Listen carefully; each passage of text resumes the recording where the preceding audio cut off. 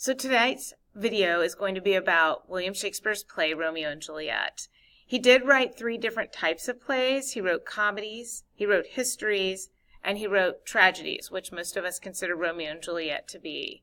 Ultimately, a tragedy is when good characters make bad decisions that have ultimate consequences of death. So when a character dies, and then we're sad about their death because we liked the character, we know they tried to make the right decision, that's what makes it tragic for us. Of course, in addition, he wrote poems called sonnets, the love poems we've been looking at. In a tragedy, besides there being characters' deaths based on decisions that they made that were not as good as they had hoped they would be, the pattern, or the tragedies also follow a pattern. Elizabethans believed that people's decisions and their mistakes always had consequences. So sometimes people paid really high prices for their mistakes, meaning death. In Shakespeare's tragedies, the main characters make decisions that upset the proper order of their world, and so they affect them and they affect everyone around them. And resolution comes for us, the readers, the audience. Resolution comes for others when we learn the lessons that the main characters' deaths taught us. So why do we read Romeo and Juliet and other Shakespearean plays? I mean, Shakespeare's world's so different from ours. What can we possibly learn from his plays? Well, they're powerful stories.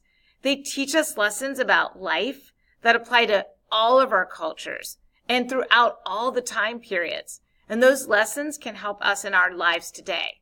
We could read things in those plays, then we can think, wow, okay, I've been through that, or I felt that, or I know about that.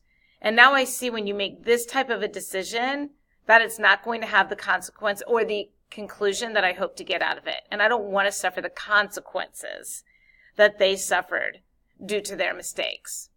So we can learn from Romeo and Juliet. We can learn from all of Shakespeare's plays if we look at what's really happening in there and we see the characters as real people with real problems.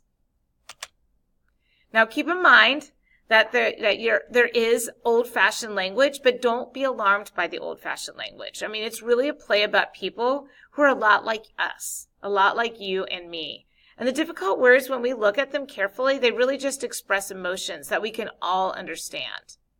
And yes, the play is poetry. It's written as poetry. It's not supposed to be written exactly the way people talk. The poetry is part of what makes it beautiful and powerful, and it's worth reading because of its beauty. So it's a piece of literature, it's a piece of art. It's not typical dialogue that you hear people, saying, speaking out on the streets.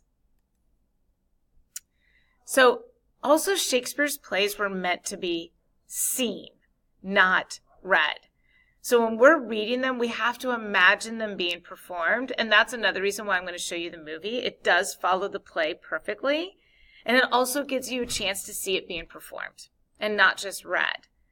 So some of the things you need to know. One is that a conversation between characters is called a dialogue.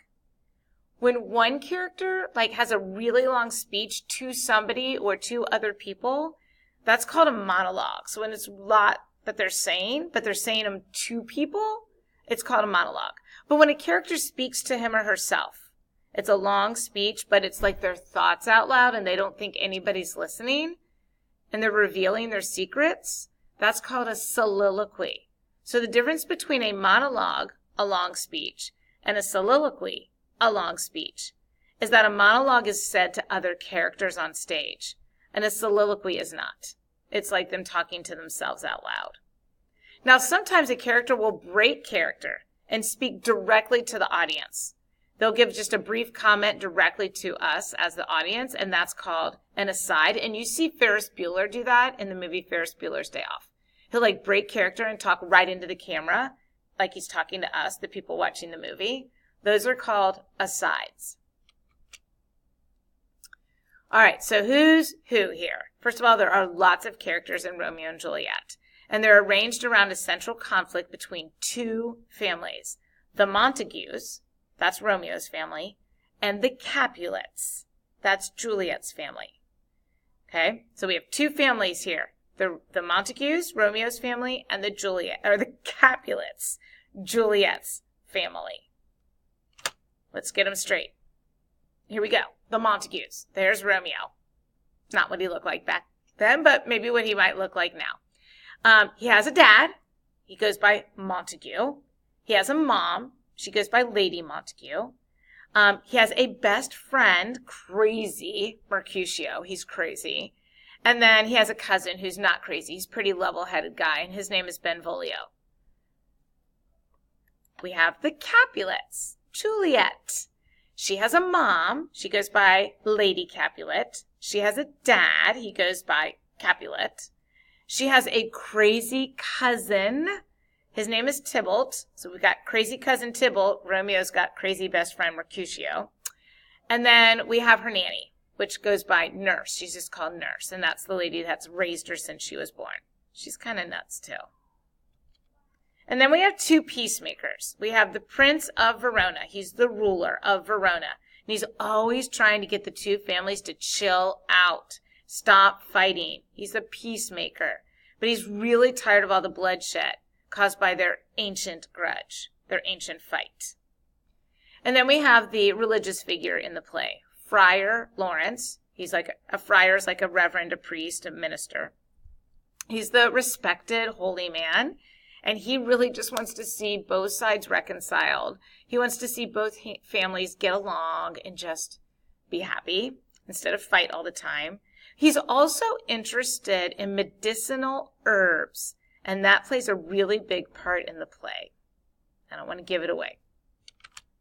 Finally, our other character is the chorus.